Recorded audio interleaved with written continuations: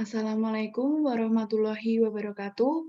Perkenalkan, nama saya Rizky Arumwardani, NIM 114200036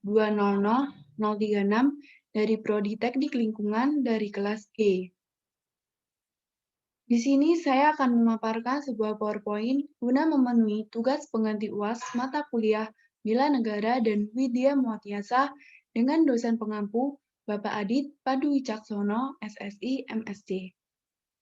Saya mengambil judul Relevansi Pancasila dalam berbagai aspek kehidupan yang dikembangkan dari tema 3, yaitu yakin akan Pancasila sebagai ideologi negara. Yang pertama, apa itu Pancasila? Secara etimologi dalam bahasa Sanskerta, Pancasila berasal dari kata panca dan sila. Panca artinya 5, sila yang berarti batu sendi atau dasar. Kata sila juga berasal dari kata susila, yang berarti tingkah laku yang baik. Secara kebahasaan dapat disimpulkan bahwa Pancasila dapat berarti 5 batu sendi atau dasar, dapat juga berarti 5 tingkah laku yang baik. Kemudian, apa itu ideologi?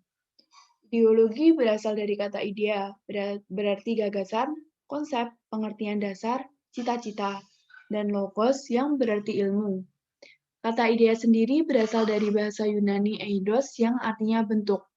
Selanjutnya ada kata idein yang artinya melihat.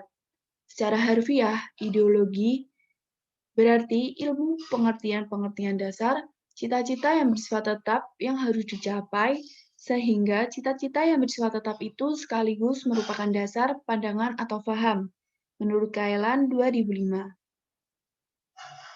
Kemudian, hakikat Pancasila sebagai ideologi negara.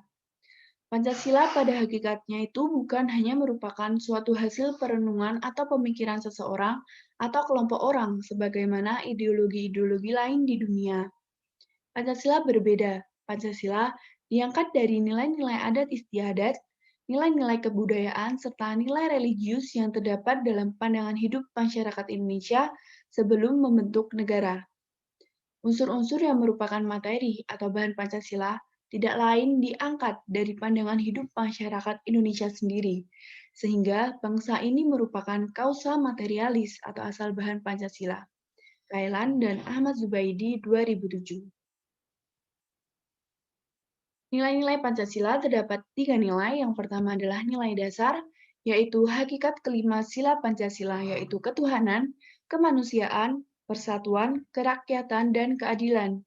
Di dalamnya terkandung cita-cita, tujuan, serta nilai-nilai yang baik dan benar. Yang kedua adalah nilai instrumental, yaitu penjabaran lebih lanjut dari nilai-nilai dasar, biasanya berupa arahan, kebijakan, dan peraturan. Yang terakhir adalah nilai praksis, yaitu merupakan realisasi nilai-nilai instrumental dalam kehidupan sehari-hari dalam bermasyarakat, berbangsa, dan bernegara. Selain memiliki nilai-nilai, Pancasila juga memiliki dimensi. Yang pertama adalah dimensi idealistis, yaitu nilai-nilai dasar yang terkandung dalam Pancasila yang bersifat sistematis, rasional, dan menyeluruh, yaitu hakikat nilai-nilai yang terkandung dalam sila-sila Pancasila, yaitu ketuhanan, kemanusiaan, persatuan, kerakyatan, dan keadilan. Yang kedua adalah dimensi normatif, yaitu nilai-nilai yang terkandung dalam Pancasila perlu dijabarkan dalam suatu sistem norma, sebagaimana terkandung dalam norma-norma kenegaraan. Dan yang terakhir adalah dimensi realistis, yaitu suatu ideologi harus mampu mencerminkan realitas yang hidup dan berkembang dalam masyarakat. Kemudian nilai-nilai dalam 5 sila Pancasila.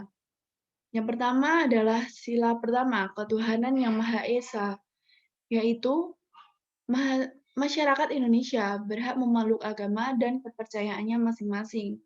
Sila yang kedua, kemanusiaan yang adil dan beradab, memiliki nilai sesama manusia itu mempunyai derajat dan hak yang sama di hadapan hukum. Yang ketiga adalah persatuan Indonesia. Makna persatuan hakikatnya adalah satu, artinya bulat dan tidak terpecah. Sila yang keempat, kerakyatan yang dipimpin oleh hikmat kebijaksanaan dalam permusyawaratan perwakilan, yaitu berbicara tentang demokrasi, adanya kebersamaan dalam mengambil keputusan dan penanganannya, dan kejujuran bersama. Sila yang terakhir, sila yang kelima, yaitu keadilan sosial bagi seluruh rakyat Indonesia. Adanya kemakmuran yang merata bagi seluruh rakyat, seluruh kekayaan dan sebagainya dipergunakan untuk kebahagiaan bersama dan melindungi yang lemah. Kemudian, relevansi Pancasila dalam keberagaman masyarakat. Indonesia itu merupakan negara yang majemuk. Artinya, Indonesia adalah negara yang memiliki keanekaragaman budaya dan hayati. Indonesia terdiri dari berbagai adat istiadat, agama, suku, ras, dan budaya. Keberagaman ini dapat membawa dampak positif maupun negatif bagi bangsa. Maka dari itu, untuk menanggulangi dampak negatif ini, Pancasila itu mempunyai peran untuk menciptakan sikap toleransi yang mengacu pada setiap sila. Contohnya, pada sila pertama, kita bisa saling menghormati antar agama dan tidak memaksakan kepercayaan. Untuk yang sila kedua itu tidak diskriminasi antar sesama manusia karena kita mempunyai hak dan derajat yang sama. Kemudian sila ketiga itu bisa dengan menjaga persatuan dan hidup rukun. Yang keempat adalah mengutamakan musyawarah dalam mengambil keputusan untuk menghindari konflik.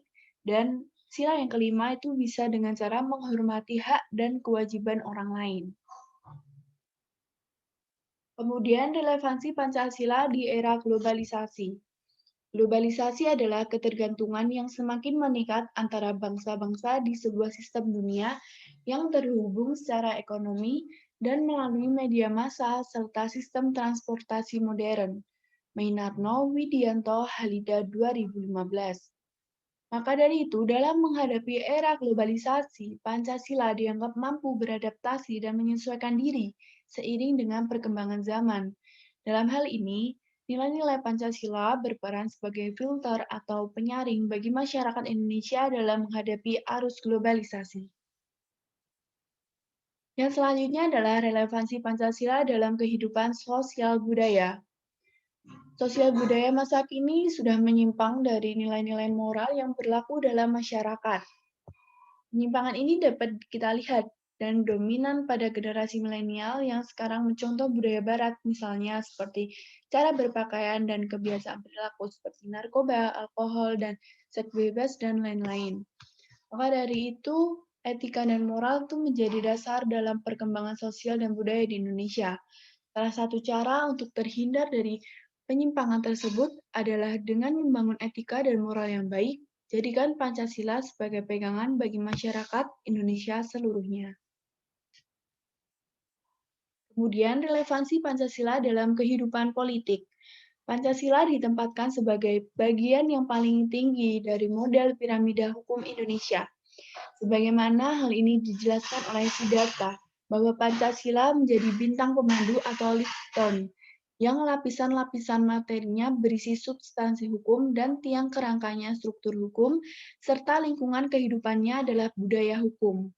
Anton Susanto, 2010, halaman 294.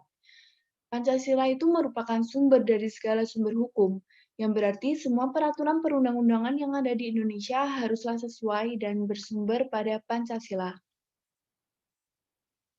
Yang selanjutnya adalah relevansi Pancasila dalam kehidupan ekonomi.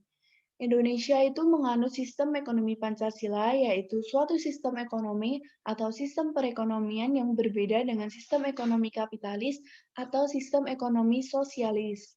Sistem ekonomi Pancasila adalah sistem ekonomi yang merupakan usaha bersama yang berasaskan kekeluargaan dan kegotong royongan.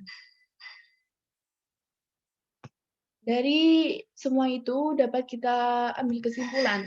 Yang pertama adalah Pancasila merupakan ideologi terbuka.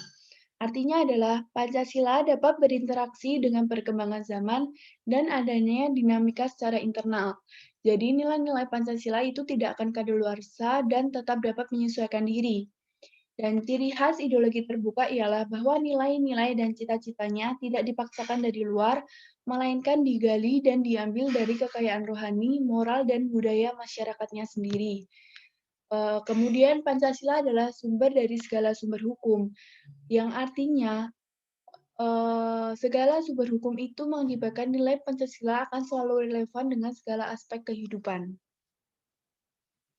Selain itu, kesimpulan yang dapat kita ambil adalah kita harus yakin akan Pancasila sebagai ideologi negara, karena salah satunya adalah Pancasila itu sangat relevan dalam berbagai aspek kehidupan.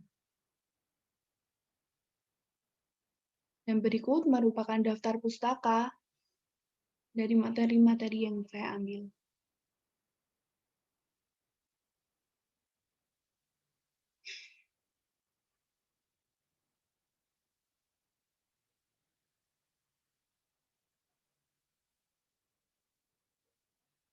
Baik, sekian dari saya. Banyak salahnya mohon maaf. Wassalamualaikum warahmatullahi wabarakatuh.